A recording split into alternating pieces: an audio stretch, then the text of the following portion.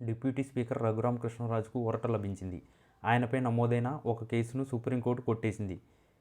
ఒక కానిస్టేబుల్ ఈ కేసును కొనసాగించలేనని చెప్పడంతో ధర్మాసనం ఈ నిర్ణయం తీసుకుంది. రఘురామకృష్ణరాజు తనయుడు సిఆర్పిఎఫ్ సిబ్బందిపై కూడా ఎఫ్ఐఆర్ నమోదైంది. గత ప్రభుత్వం తనపై తప్పుడు కేసులు పెట్టిందని రఘురామ ఆరోపించారు. అసలు ఈ కేసు వెనుక ఉన్న మర్మం ఏంటి? రఘురామ ఎలా గెలిచారు? ఆంధ్రప్రదేశ్ అసెంబ్లీ డిప్యూటీ స్పీకర్ రఘురామకృష్ణరాజుకు ఊరట దక్కింది.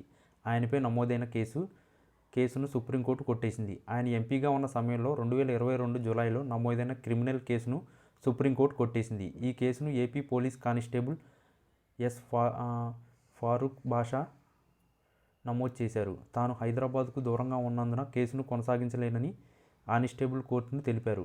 ఈ మేరకు justice JK Maheshwari, justice Vijay బిశ్నులతో కూడిన ధర్మాసనం కేసును కొట్టేస్తూ ఉత్తర్వులు ఇచ్చింది.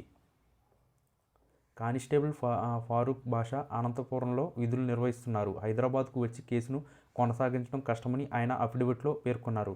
రఘురామకృష్ణరాజుతో పాటు ఆయన కుమారుడు భరత్, ఇతర సిఆర్పిఎఫ్ సిబ్బందిపై కూడా ఎఫ్ఐఆర్ నమోదైంది. తాను హైదరాబాద్కు 350 కిలోమీటర్ల దూరంలో ఉన్న అనంతపురంలో విధుల్లో ఉన్నట్లు కోర్టుకు తెలిపారు. అందుకే హైదరాబాద్కు వచ్చి కేసును కొనసాగించలేను అన్నారు. అందుకే కోర్టు కేసును కొట్టేసింది.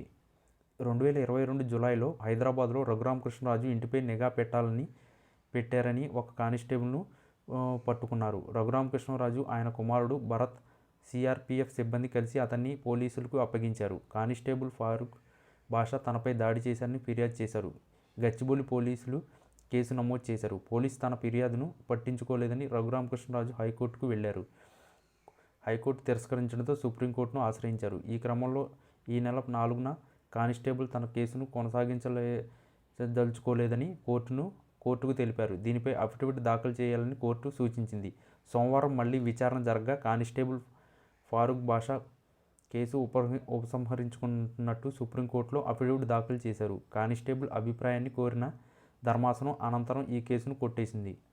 ఎట్టకేలకు న్యాయం గెలిచిందన్నారు డిప్యూటీ స్పీకర్ రఘురామకృష్ణరాజు. ఆయన స్పీకర్ సదస్సుకు హాజరు కావడానికి ఢిల్లీకి వచ్చారు. ఈ కేసు కొట్టేసినట్లు తేలియడంతో స్పందించారు. తనపై గత ప్రభుత్వ హయాంలో నమోదైన తప్పుడు కేసులపై సుప్రీంకోర్టులో పోరాటం చేస్తున్నారన్నారు.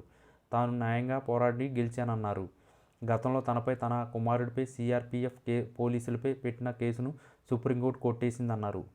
ఫారూక్ బాషా అనే వ్యక్తి ఈ కేసును కొనసాగించడానికి ఇష్టం లేదని చెప్పడంతో కోర్టు ఈ నిర్ణయం తీసుకుందన్నారు. గత ప్రభుత్వం ఫారూక్ బాషాపై ఒత్తిడి తెచ్చి తప్పుడు కేసు పెట్టించిందని రఘురామ అన్నారు. అలాగే తనపై కస్టోడియల్ టార్చర్ కేసులో విచారణ అంశాన్ని కూడా రఘురామ ప్రస్తావించారు. ఈ కేసు విచారణకు ఆరోపణలు ఎదుర్కొంటున్న వారు సహకరించడం లేదన్నారు.